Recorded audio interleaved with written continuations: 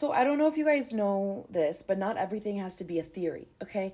Every time I get on TikTok, there's a new theory. Somebody's posting about a theory. Hair theory, red nail theory, second love theory. I think maybe we're just having thoughts. Maybe we're just thinking.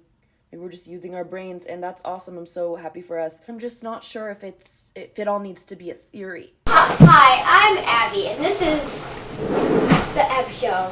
Hi, I'm Abby, and welcome back to my YouTube channel, 1 Minute Off. If anyone knows how to let Google Drive know I will never in my life type an Arial 11-point font on here, that'd be great.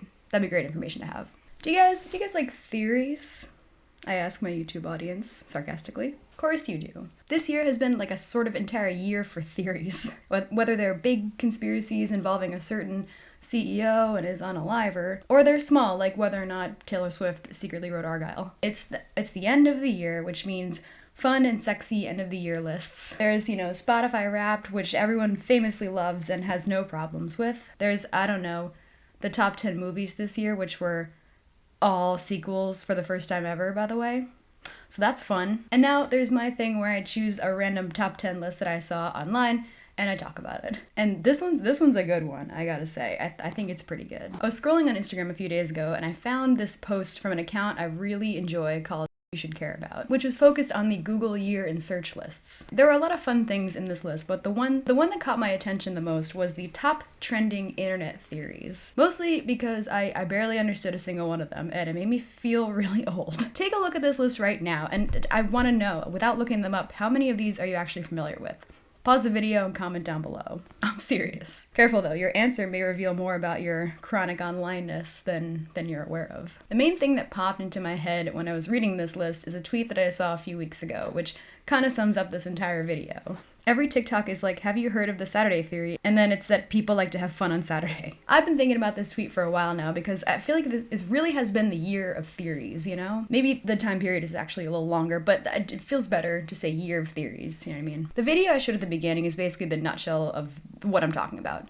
Feels like every other TikTok I've seen on my For You page has been just some sort of theory that's actually just like, if you really think about it, just people growing up and figuring out life. I'm pretty sure this is mostly teens, but I've seen people my age and older do it too. I don't know if it's really a problem per se, but I do think it requires conversation at the very least. To be honest, I had to look up most of these, except I knew what the orange peel theory was. That's kind of the biggest one from this list. But in researching them, I found out that most of these things are just things that happen in life, if they're even really true in the first place. And a lot of them don't really warrant the word, theory. I mean, the internet loves to go crazy with conspiracy theories. We know this. There's entire websites that are infamous for that kind of stuff. But, TikTok teens, non-derogatory, have seemed to take this concept to an entirely new level. I just thought it would be fun to go through all of these theories on this list today and find out what they mean and see if they're just people, for lack of a better term, just growing up, or if they're even, real at all. And I don't mean that in like a harsh or rude way. I remember discovering a lot of these theories when I was a teen. They were just called different things, whatever internet slang was popular at that time. All right, without further ado, let's start with number 1, the blue nail theory. Video that explains this, and you'll see why I did air quotes there, is this one. Okay, is the blue nail theory true? The theory says if you have blue nails, it means you're taken. It also suggests that when you ask your significant other what color you should get your nails, they'll always say light blue or baby blue. This TikTok trend may have originated back in 2020, but people are still claiming that it's relevant and true. Have you ever tested this out with your partner? Let us know. In essence, the theory states that if you have blue nails, you're in a relationship, and somehow also your partner will ask you to paint your nails light blue if they really love you. Yeah, so the logic is definitely there. I can see the theoretical thinking in this one. Now, I'm not really in the know of what is in and what is out in nail fashion. Not that I ever was, really. So I had to go and get some info from the experts here, specifically not TikTokers. While researching this, I came across an article from Cosmo wherein one of their clearly millennial writers tries out this theory by asking her coworkers to see what their partner said. And the results were basically that, well, some of their boyfriends and husbands were kind of rude, honestly. And also that it wasn't a real thing outside of TikTok. So, jokes aside, not a lot of logic in this one. I'm not really sure where it, came from. With all my research, I can't really see the correlation. I do feel like blue is just, one of the most typical colors that a lot of straight men with partners would say, just because it's like, one of the most common colors besides red and yellow. My sister went to art school, so I'm aware of these things. I know about them. The most concerning thing here actually seems to be that a lot of these men thought their partners were tricking them, which is a can of worms I'm not going to open in this video. That's another thing. Most of these theories are relationship themed or, dating themed, or have something to do with like testing your partner, which might be, why most of these guys thought it was a trick. Number 9 is the ladder theory. What do you think people did before ladders? Was it just like, well, I can't fix that shit? No, I wish it was that. This one is very heteronormative, trigger warning. Remember when I said about these having like a focus on relationships and with an emphasis on the straight? Let's go ahead and use the ever-reliant, well-known source, businessballs.com, shall we? So this one was actually first conceived in 1994 by a person named Dallas Lynn, probably a man. A lot of these have been around for much longer than the majority of TikTokers have been alive, you see. I've never been on this website before, but let's read this little paragraph here. Hopefully it'll tell us some helpful information. The ladder theory is purported to analyze how men and women evaluate members of the opposite sex, especially on a first impression basis. Oh lord. Ladder theory was originally satirical, but as is often the case, proved to have more than a grain of truth embedded in it. A detailed explanation of the ladder theory is on the website. We're not gonna go onto that website. Women apparently have 2 ladders. Potential sex partners and platonic partners. These guys broke it down to like percentages on here. It's quite the read. Based on the above, a man will place a woman highest on his ladder if he judges she is willing to have sex with him and he finds her. So this one's just wildly straight, right? This one's insane. Very, very, very much so written by like a straight male. I mean, okay, I'm straight. Let's get that out there. But this is so insane it almost hurts me. This one is like so wildly traditional. I can't even really read the rest of this website's like information because however wise it claims to be. I did start to doubt this one a little bit though because I couldn't actually find much about it on TikTok. On there, the AI summary when I search ladder theory tells me it's more about self-care and optimizing yourself or whatever, and there weren't a lot of videos talking about the grossness that we talked about a few minutes ago, which had me a bit suspicious about this list. Now, I'm assuming most of these are coming from TikTok, but hey, maybe I'm wrong. This is Google's year in search though, so we could probably trust it 110%. We move on to number 8, men's first love. Oh my god, here we go again. Thankfully for this one, you don't have to listen to me explain it because a podcast guy is here to do it for us. We all have these very specific ideas of what love is based on how our parents loved us, based on how our first partner loved us. I call it first love syndrome. Like the people that first loved you have trained you in how you think about what love is.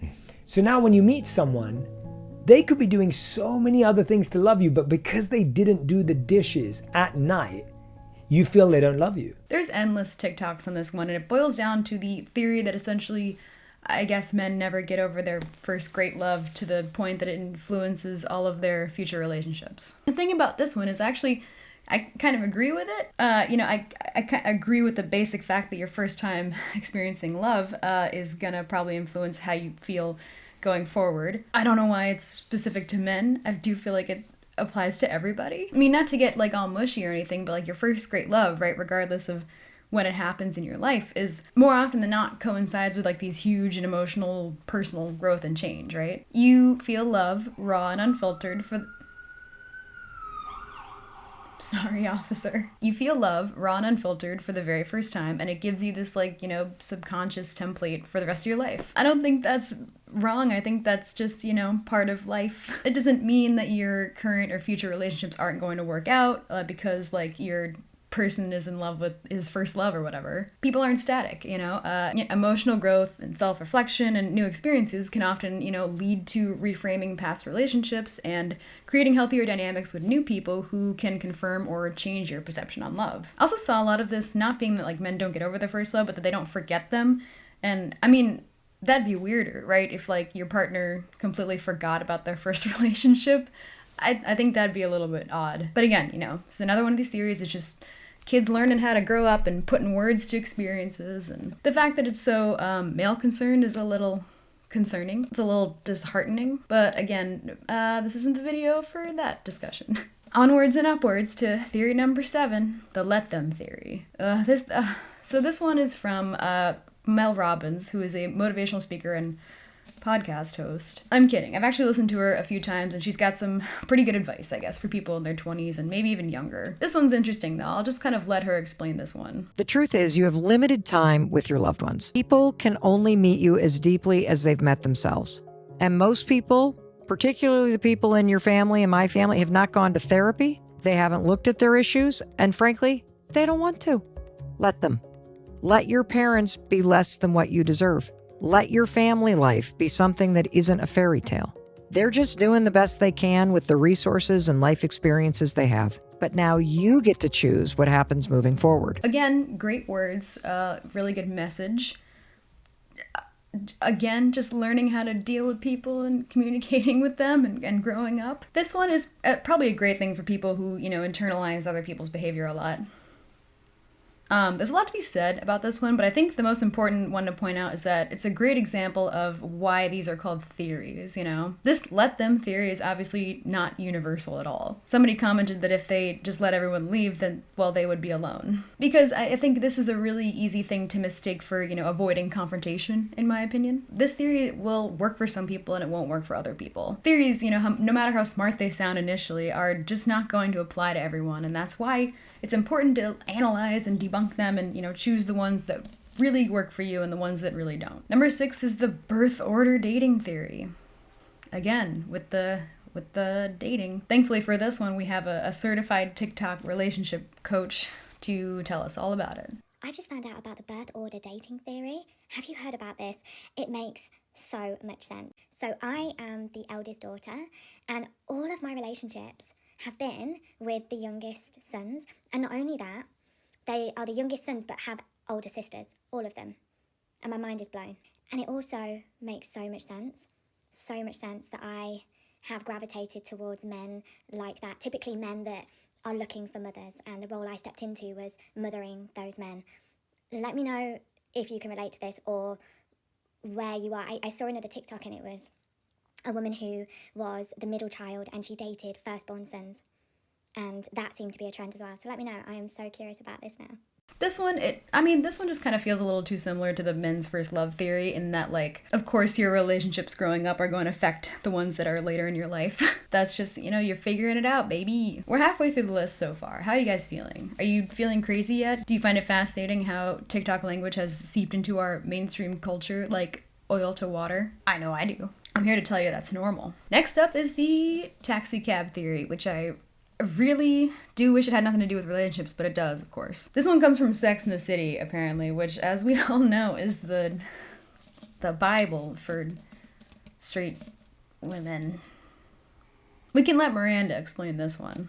Men are like cabs. When they're available, their life goes on. They wake up one day and they decide they're ready to settle down, have babies, whatever, and they turn their light on. The next woman they pick up, boom, that's the one they'll marry. It's not fate. It's dumb luck. A lot of these theories, a lot of these theories, this one in particular, seem to fall into this age-old trap of being really focused on men. Just as a general rule of thumb, you should never focus on men, no matter what gender you are. This theory, in the way it's being talked about by the youth, is a little bit concerning too, because it kind of feels like it expects men to do all of the action and all of the choosing in these relationships, like actively participating, and women are just kind of passively waiting for something to happen, which I can tell you from actually dating and having experience is not the case at all. It really kind of downplays, I think, women's entire role in relationships, right? Also, I'm gonna go out on a limb here and speak for men. I'm sorry in advance. I'm gonna say it's very likely that not every single man out there is afraid of commitment or isn't looking for commitment, right? Because people are people. You see what I mean when I say a lot of these theories are just a little too simple or a little too dumbed down for the endlessly confusing ride that is the human experience? You know what? Here's a nice one. I like this one. Next up is the invisible string theory. This one actually dates way back, all the way back to East Asian folklore and the concept of the red string of fate, which tied two lovers together. But a lot of people know it not from that folklore, but from the Taylor Swift folklore. It's a Taylor Swift song. That's why it got popular on TikTok. It posits that people and things may weave in and out of our lives, but those that are meant to be with us will always find a way to remain connected to us via, this invisible string. And I'm talking about, like, I think this one is fun, or at the very least not harmful overall. At least it's also, like, not totally focused on romantic relationships, Do I think people, sharing their supposed invisible string stories are a little too large of a coincidence when it's, like, trending?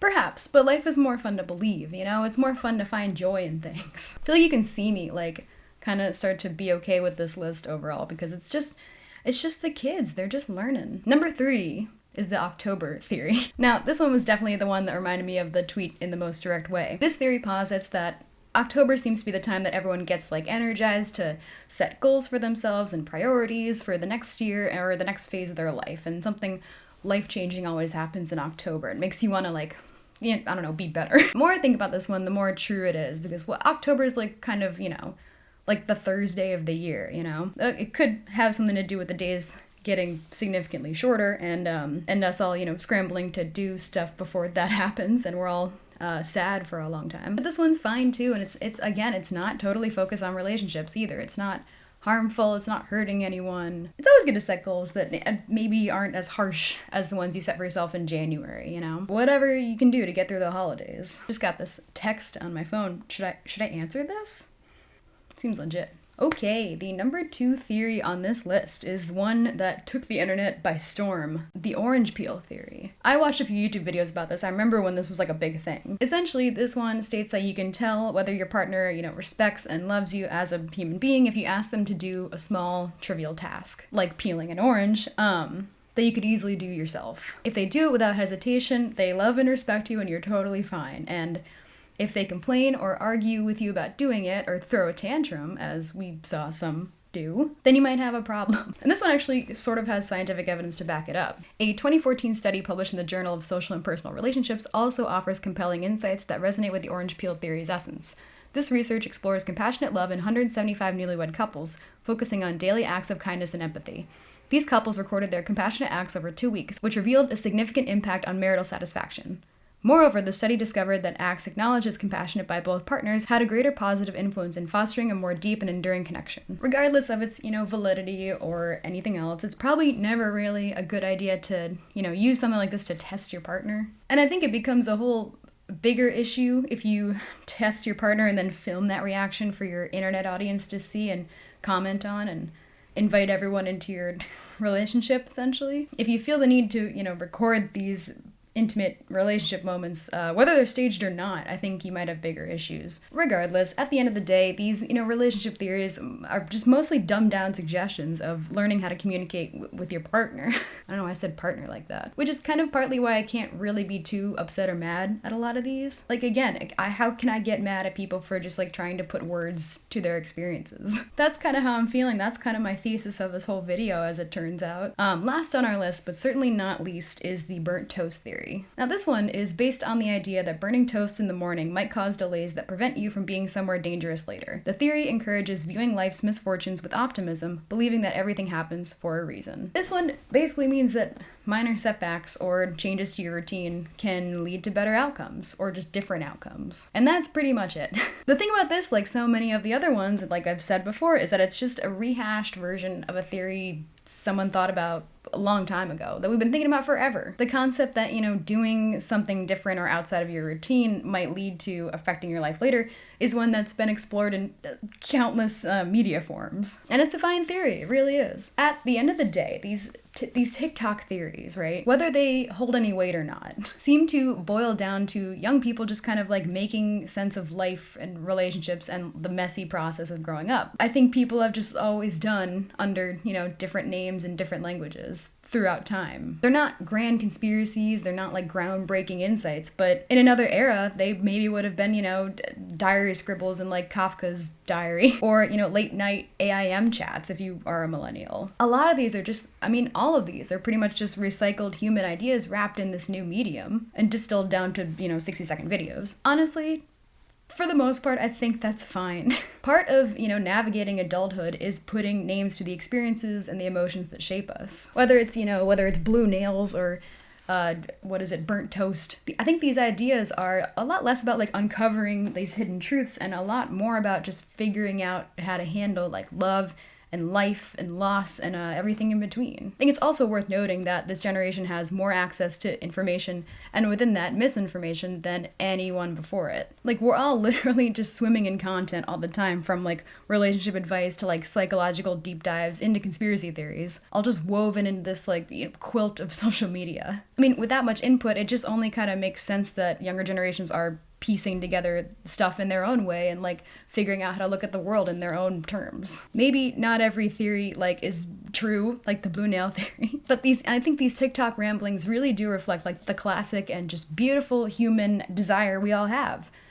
To find pattern and meaning in the chaos. When I started this video, I was a little bit more inclined to like make fun of this list because I didn't know what most of them were, and I felt really old at 26, but I'm now realizing that that doesn't really matter. This stuff is stuff I know already. This is stuff I learned through experience, and this is what these kids are doing now. They're recording all of it too, but I don't know. The more I looked at these theories, the more I realized just how much I thought like that as a teenager, and how, I feel like I had an epiphany every time I figured life out. And it honestly, in the end of the day, it just made me smile, I think, to see the kids today, like they're still going through all this stuff, even with all the added constant input. Like, they're still doing this, and it kind of makes me think that maybe no matter how dismal it gets in the next whatever year, 5 years, 10 years, maybe we'll always be doing that, no matter how bad it gets. And I think that's beautiful in and of itself. So I hope that your year or your week, your day has been kind to you. I'd love to hear your thoughts about these theories in the comments below. This will probably be my last video for this year, and hopefully I get it out this year. We'll see. We're recording this on the 29th, so we'll see. But I've been Abby. This has been 1 Minute Off. Have a happy 2025, and I'll see you the next time I see you. Bye.